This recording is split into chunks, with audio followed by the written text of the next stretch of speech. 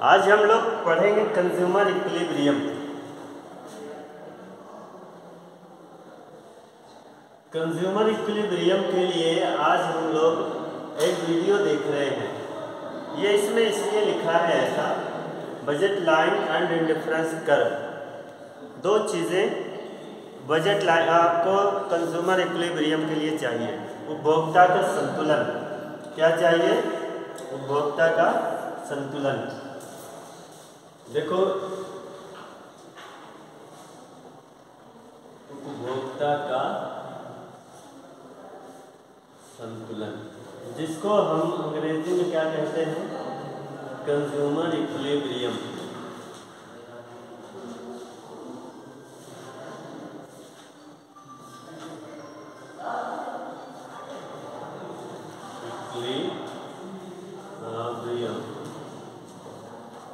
इसमें ये दिया हुआ है, अभी आपने देखा कि जो स्क्रीन पे आ रहा था, budget line plus indifference curve, मतलब कि बजट रेखा और तटस्थता वक्र दोनों की मदद से ही इक्विलिब्रियम हमारा तैयार होता है। तो वो कैसे बनेगा आप लोग देखिए। पहले हम इसको थोड़ा सा पॉज करते हैं। पॉज है ही, दो चीज़ें हमें चाहिए। एक तो दो शर्तें हैं और दो उपकरण चाहिए, है? दो उपकरण चाहिए और दो शर्तें चाहिए, तब हमारा कंज्यूमर इक्विलिब्रियम बनेगा। ठीक है? तो कंज्यूमर इक्विलिब्रियम के लिए दो चीज़ें चाहिए। पहले तो दो शर्तें चाहिए। दो शर्तें क्या है? शर्तों से पहले हमें जानना चाहिए कि हमें उसके लिए ज़रूरत क्या है। दो उपकरण चाहिए। पहला कौन सा उपकरण हमारा कौन कौन सा चाहिए? उपकरण पहला तो हमें चाहिए है तटस्थता वक्र, इंडिफरेंस कर्व। तटस्थता वक्र। और दूसरा क्या चाहिए? बजट तटस्थता वक्र ये है। दूसरा चाहिए बजट रेखा। क्या चाहिए? बजट रेखा, बजट लाइन। ठीक है? बजट रेखा या बजट लाइन। समझ में आ रहा है? दो उपकरण चाहिए और दो शर्तें चाहिए। तो दो उपकरण हमने देख लिया, तटस्थता वक्र ये जो है, और बजट रेखा। बजट रेखा ये होती है, ये बजट रेखा कहलाती है। आप लोग पढ़ चुके हैं। ठीक है? दो उपकरण चाहिए। अब दो शर्तें चाहिए। दो शर्तें कौन कौन सी? दो शर्तें, पहली शर्त तो ये है कि जो तटस्थता वक्र है और बजट रेखा है, दोनों आपस में टच करें। दोनों आपस में टच करें। तटस्थता वक्र, तटस्थता वक्र और बजट रेखा एक दूसरे को स्पर्श करें। एक दूसरे को स्पर्श करें। दूसरा क्या होगा? दूसरा होगा कि तटस्थता वक्र जहाँ पे बजट रेखा को टच कर रहा है, वो सबसे वहाँ पे वो कॉन्क्लेव हो, कॉन्वेक्स होगा, यानी मूल बिंदु की तरफ वो उठा होगा, उन्नतोदर होगा। मूल बिंदु की ओर तटस्थता वक्र, तटस्थता वक्र मूल बिंदु की ओर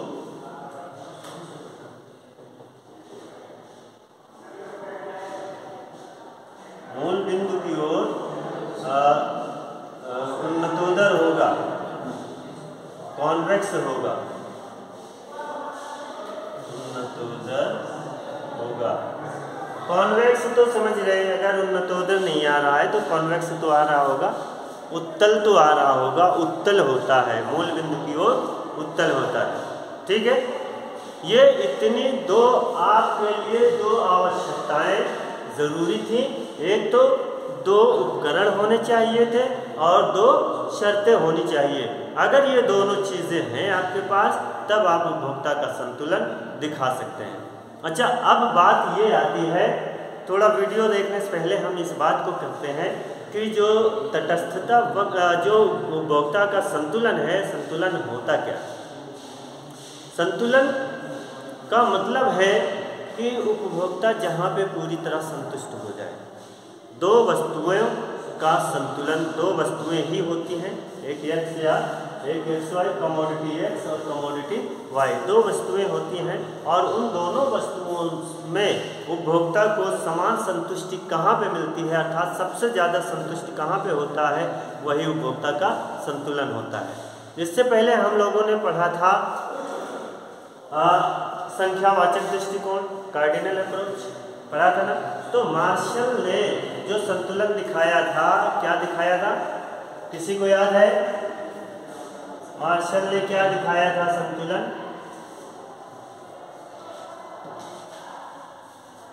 mu x upon P X equal to mu y upon P Y equal to mu z upon P Z and so on equal to income. ऐसे बहुत से हो सकते हैं, हम इसको ऐसा भी लिख सकते हैं equal to MUN upon PN। N का मतलब होता है नंबर्स, मतलब कुछ भी नंबर्स हो सकते हैं।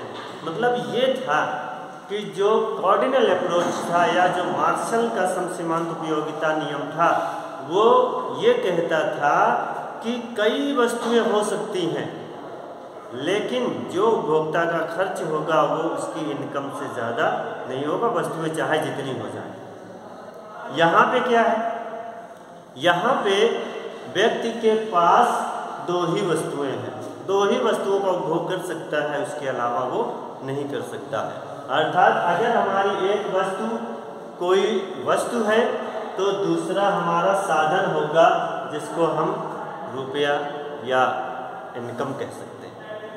ठीक है, तो इन दोनों में जो संतुलन होगा वही उपभोक्ता का संतुलन कहलाएगा। समझ में आ गया? अब आ गया समझ? चलो अच्छा ठीक है, थोड़ी देर इसको देखो फिर हम बताते हैं।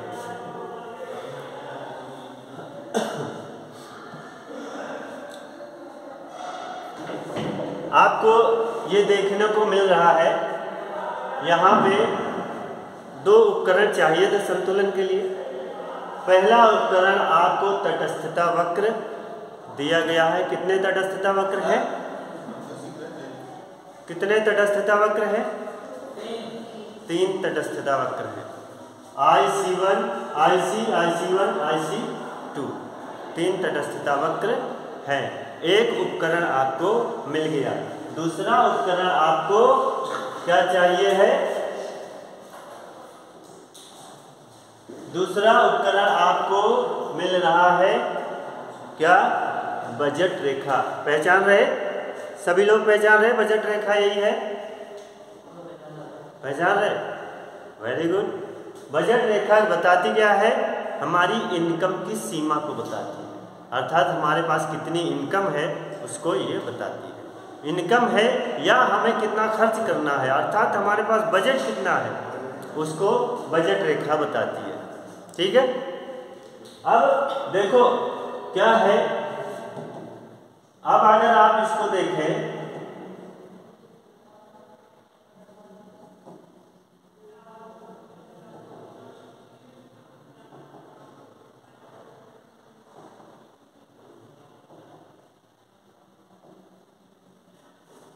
यह अब देखो आप यहाँ पे बजट रेखा और तटस्थता वक्र दोनों है।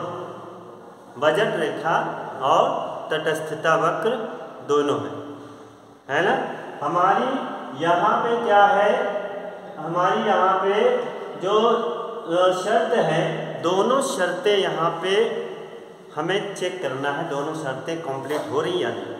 पहली शर्त क्या है, पहली शर्त क्या है, तटस्थता वक्र बजट रेखा को टच करे। उसमें एक पॉइंट, एक शब्द और जोड़ दो, अपने न्यूनतम बिंदु पर टच करे। तटस्थता वक्र बजट रेखा को अपने न्यूनतम बिंदु पर स्पर्श करे, न्यूनतम बिंदु पर स्पर्श करे। और दूसरी शर्त क्या है, तटस्थता वक्र मूल बिंदु की ओर उठा हुआ हो। दोनों शर्तें हैं। तटस्थता वक्र की विशेषता में आपने देखा था, तटस्थता वक्र की विशेषताओं में आपने ये देख लिया था कि तटस्थता वक्र की पहली ही विशेषता थी कि मूल बिंदु की ओर उन्नतोदर होता है, देख लिया था। तो ये मूल बिंदु की ओर उठा हुआ है और बजट रेखा तटस्थता वक्र को उसके न्यूनतम बिंदु पर टच करेगी।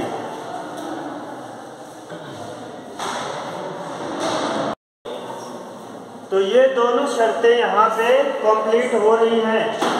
पहली क्या है, पहली शर्त क्या है, तटस्थता वक्र को बजट रेखा या बजट रेखा को तटस्थता वक्र अपने न्यूनतम बिंदु पर टच करे। दूसरा क्या है, दूसरा यह है कि तटस्थता वक्र मूल बिंदु की ओर उठा हुआ हो, उन्नतोदर हो, उत्तल हो, कॉन्वेक्स हो। ठीक, दोनों शर्तें भी कंप्लीट हो गई।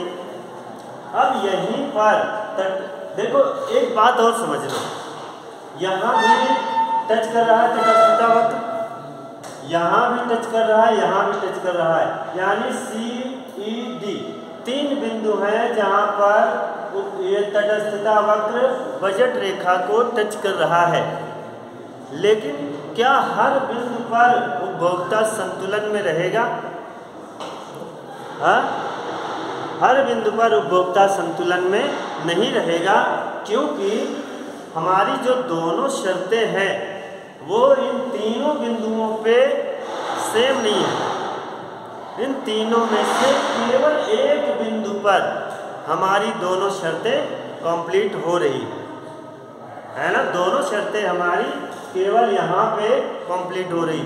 अगर हम यहाँ देखें तो यहाँ देखेंगे तो पहली बात तो ये मूल बिंदु की ओर उन्नतोदर नहीं है, और दूसरी बात ये होगी कि ये तटस्थता वक्र का न्यूनतम बिंदु नहीं है, तटस्थता वक्र का न्यूनतम बिंदु नहीं है, और ना तो ये है और ना तो ये है।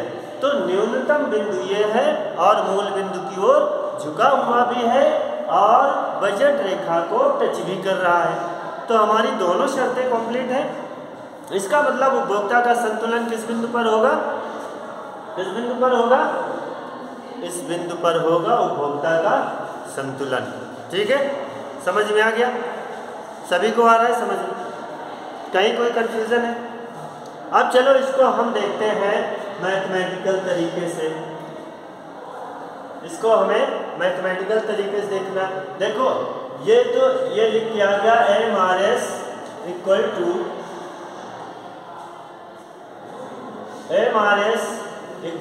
PX upon PY।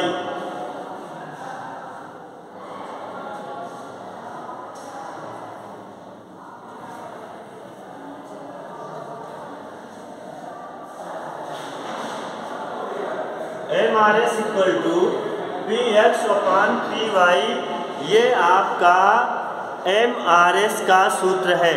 वहाँ पे आपने पढ़ा था ना, delta P delta X delta Y upon delta X। MRS का सूत्र पढ़ा था। किसका सूत्र है ये? MRS सीमांत प्रतिस्थापन की दर, और सीमांत प्रतिस्थापन की दर बराबर बजट रेखा की दर PX अपॉन PY। जहाँ पे दोनों शर्तें बराबर हो रही हैं। यहीं पे दोनों शर्तें बराबर हो रही हैं। कहाँ पे? जहाँ पे ये है, इसका सूत्र क्या है? px/py है। किसका सूत्र? संतुलन का सूत्र। संतुलन का सूत्र क्या है? px/py। तो m/s of x y equal to क्या है? px/py। m/s of x y किसके लिए है? सीमांत प्रतिस्थापन की दर। और सीमांत प्रतिस्थापन की दर का मतलब है जहाँ भी तटस्थता वक्र के हर बिंदु पर निकालेंगे तो यहीं पर m/s हमारा, यहीं पर हमने m/s को लिया है। कल हमने m/s पढ़ा था ना, m/s हमारा यही था ना, कॉम्बिनेशन ए क्या था? 1 और 12, फिर 2 और 8। तो यहाँ पे कितना बना था? 4:1 ऐसे निकाले थे ना m/s। तो m/s हमने हर पॉइंट पे नहीं लिया, m/s हमने यहाँ पे लिया। m/s बराबर px/py वही संतुलन है जहाँ पे तटस्थता वक्र की सीमांत प्रतिस्थापन की दर और बजट रेखा बराबर हो जाए, वही संतुलन है। जहाँ पे सीमांत प्रतिस्थापन की दर और बजट रेखा दोनों बराबर हो जाए, वही हमारा क्या है? संतुलन है। और संतुलन हमारा m/s x y equal to px/py। तो उसी को m/s का सूत्र क्या होता है? Delta y upon delta x। m/s of x y का सूत्र delta y upon delta x equal to px/py। ये संतुलन के लिए। और अगर हम इसी को कार्डिनल अप्रोच से बराबर कर दें, cardinal approach mu(x/mu(y) equal to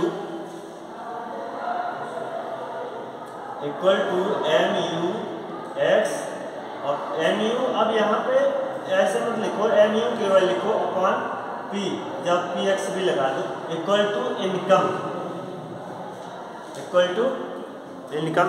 तो हमारा ये क्या है? कार्डिनल और ऑर्डिनल दोनों का संतुलन निकल आया।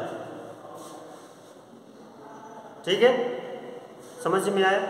बस यही है पूरा ये सिस्टम। अब इसको आप लोग एक बार खुद देखिए।